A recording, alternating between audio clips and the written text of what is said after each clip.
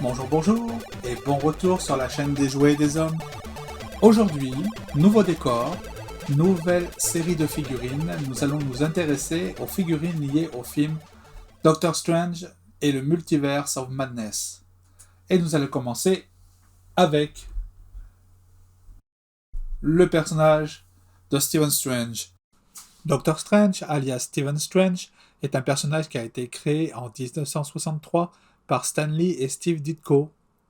Dans le MCU, il est interprété par Benedict Cumberbatch et on l'apercevra pour la première fois en 2016 dans son film titre Doctor Strange, réalisé par Scott Derrickson. Il apparaîtra ensuite en 2017 dans Thor Ragnarok, Avengers Infinity War en 2018, 2019 en Avengers Endgame et finalement en 2021 dans Spider-Man No Way Home pour aider Peter Parker. Il est de retour dans son film Doctor Strange in the Multiverse of Madness, réalisé par Sam Raimi, qui sort le 6 mai sur nos écrans. Retour des boîtes Marvel Legends avec en haut le logo lié à la brand. Cette fois-ci, c'est le logo représentant le symptôme qui est gardé par le Doctor Strange. On est dans une série où il faudra assembler une figurine et c'est Rintra, 4 ans et plus. Attention, il y a des petites pièces, ne pas les avaler. La fenêtre qui laisse entrevoir le personnage. Marvel Studios, Doctor Strange et le Multiverse of Madness. Le nom de la figurine, c'est Doctor Strange. Le logo Hasbro. Une petite représentation sur le côté. La même représentation. La petite biographie. Les figurines disponibles dans cette série. Le personnage assemblé. Des mentions légales, attention, avale les petites pièces si tu veux t'étouffer, interdit au moins de 3 ans, Marvel, Hasbro, code barre et mentions légales. Et nous allons ouvrir tout ça.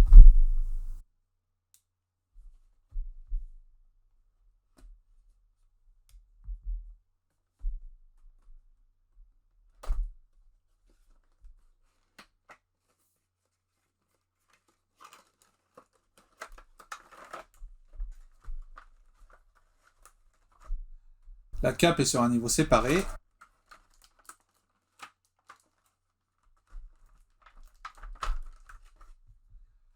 Et en plastique dur.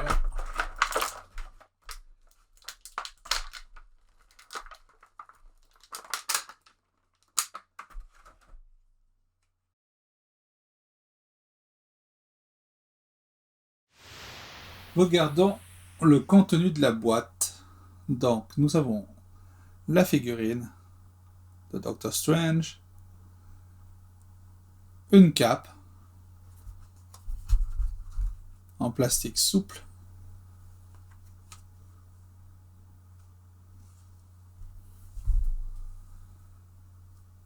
des mains supplémentaires et des mains de pouvoir.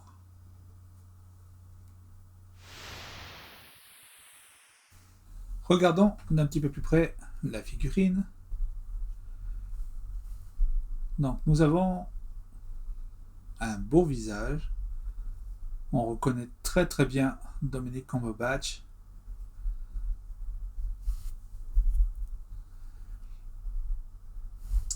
Avec les petits détails grisonnants sur les tempes.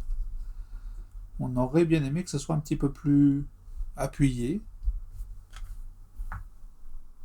L'œil d'Agamotto est cette fois-ci directement sculpté sur le personnage. Ce n'est pas une pièce qui se retourne, qui s'enlève, pardon.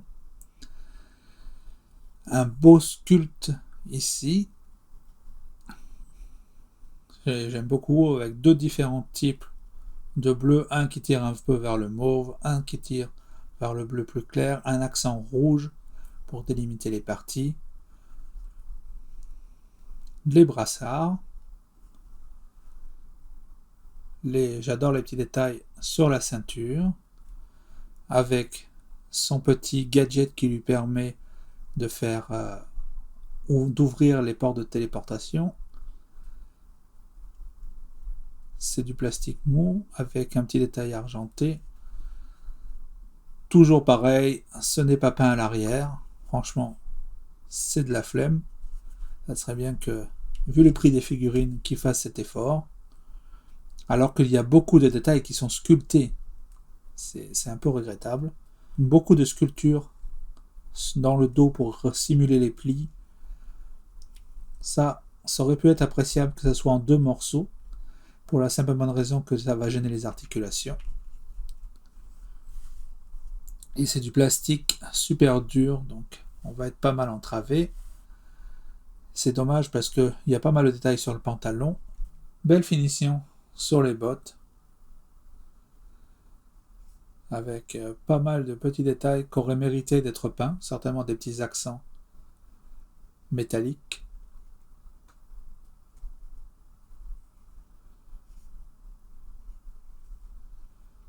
C'est assez joli. C'est une belle figurine malgré tout.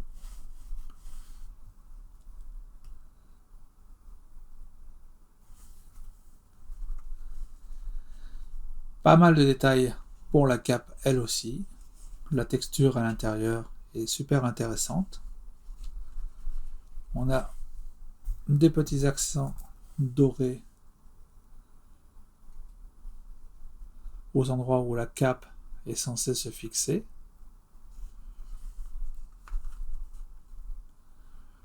Donc, un motif sur l'épaule pour le draper, différents tissus. Je ne me souviens plus si la cape originale est censée avoir plusieurs couleurs sur ces quadrillages, puisqu'elle a été raccommodée au fil des temps. Pas mal de texture. C'est une cape en plastique assez mou, mais qui aura quand même du mal à prendre des formes une fois qu'elle est posée sur le personnage. Un autre détail ici sur la tranche que je trouve très réussi. Le même détail ici. Pas mal d'une belle collection de textures en fait, pour simuler différents types de tissus. C'est dommage que tout soit uniformisé au niveau de la couleur. Donc, les mains de pouvoir.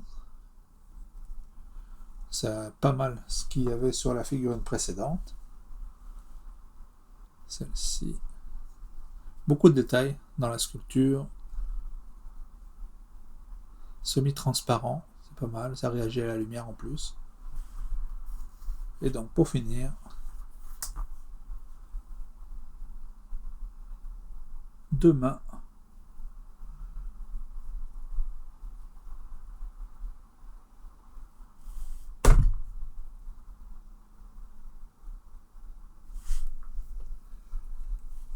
Désolé Steven. Articulation. On peut aller en arrière, on peut aller en avant. Est-ce que le cou... Il y a une articulation au niveau du cou, on peut le voir en bougeant la tête sur le côté et un petit peu en avant. Donc on va pouvoir orienter la tête sur le côté. On peut tourner.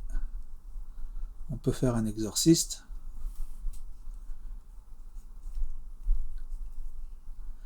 On peut monter le bras à quasi 90. On a une rotation au niveau du biceps. Qui dit rotation au niveau du biceps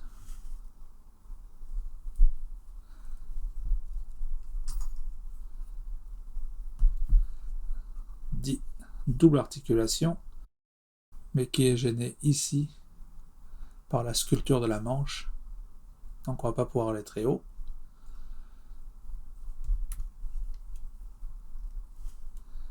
On a la rotation de la main et la petite articulation qui permet de monter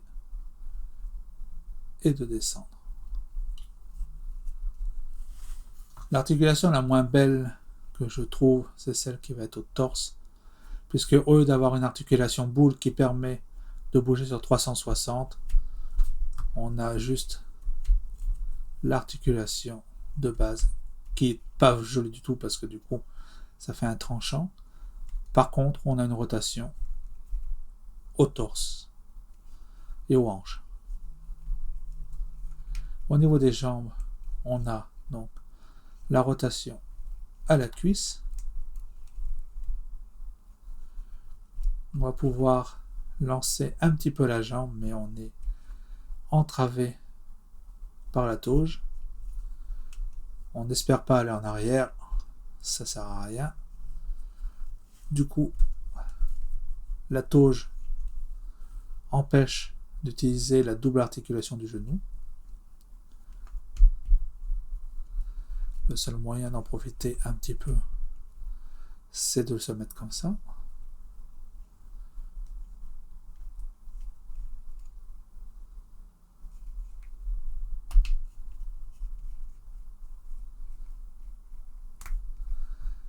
On peut aller en arrière avec le pied.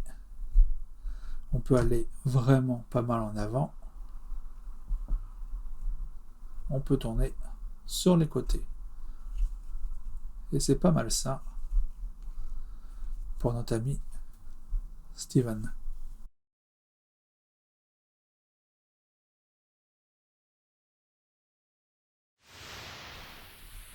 Le voilà en comparaison du Doctor Strange qu'on a eu dans la wave précédente, qui était celle de Spider-Man.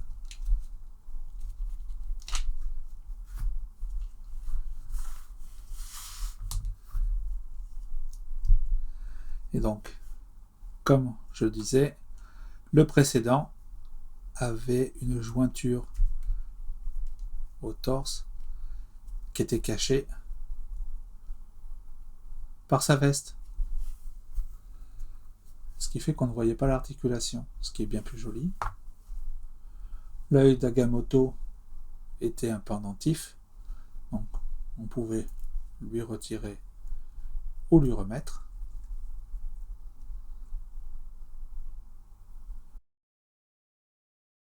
Le sculpte du visage est très similaire, mais pas exactement pareil. On peut remarquer la frange qui est légèrement différente, le petit sourire en coin sur ce Doctor Strange-ci qui a l'air beaucoup plus sûr que l'autre qui est très sérieux. Donc des petits détails, mais à la base, je pense qu'ils sont partis de la même représentation 3D du personnage.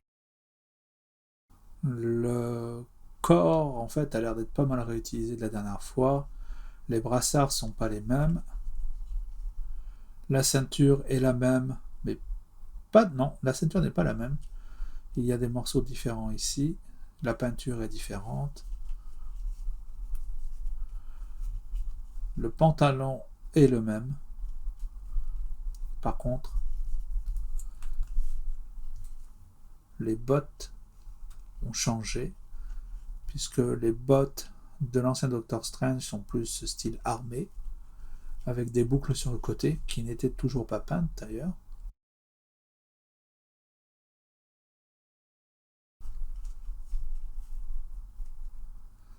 Le système de fixation de la cape était différent, puisqu'on avait un trou dans le dos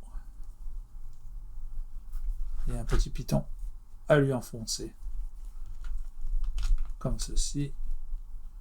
Oh.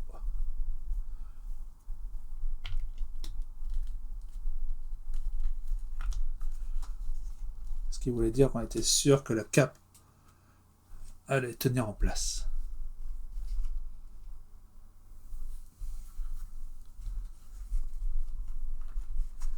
Là ici, elle va juste reposer sur les épaules. Donc en plus de tirer le personnage sur l'arrière, elle risque de nous tenir un petit peu moins bien. Il y a par contre beaucoup plus de mouvement dans la nouvelle cape, comme on peut regarder.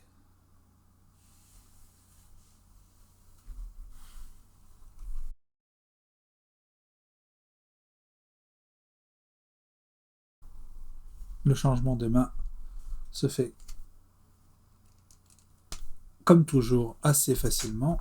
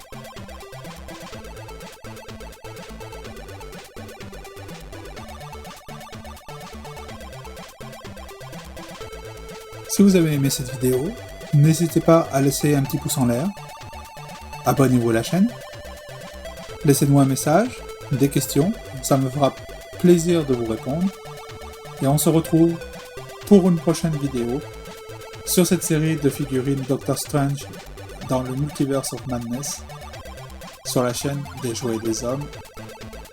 À bientôt, bye bye.